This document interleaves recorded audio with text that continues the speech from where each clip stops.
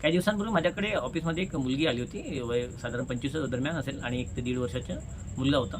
तिच्या हातात एक पॉलिसी बॉन्ड होतं. तिच्या पतीचं होतं. एका अपघातामध्ये त्यांचं निधन झालं. तरुण वयात गेले. त्यांनी पॉलिसी काढली होती, साधारण 7-8 वर्ष झाले. पण 3-3 वर्षापासून बंद होती आणि त्यावर लोनसुद्धा घेतलं होतं. पण डेथ क्लेमची केस केली. तिच्या अकाउंटला काही पैसे जमा झाले.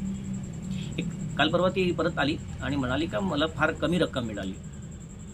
तर तिला समजावं लागलं की मला तिच्या पतीने पॉलिसीवर लोन घेतलं होतं आणि त्याच्यात सोबतच पॉलिसी बंद झाली होती. म्हणजे 2-3 वर्षापासून प्रीमियम भरलं नव्हतं.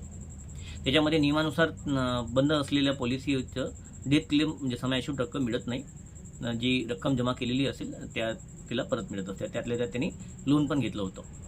यावरून मला एक लक्षात आलं की अजूनही लोकांना विमा किंवा गुंतवणुकीविषयी पुरेशी माहिती नाही आहे किंवा त्यामध्ये त्यांना जागृती नाही आहे. तर मी यावरून माझ्या कामात परत सुधारणा केलेली आहे.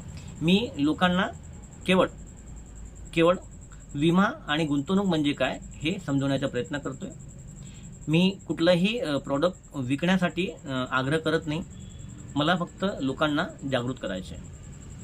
नमस्कार, मी आहे रमेश माहुर पवार. मी SRB life and multi agency सर्व्हिसेसच्या माध्यमातून मागील 8 वर्षापासून लोकांना योग्य योजनांविषयी मार्गदर्शन करतो आहे. मी आतापर्यंत माझ्या कम्युनिटीमध्ये 500पेक्षा अधिक लोकांना समावेश केलेला आहे.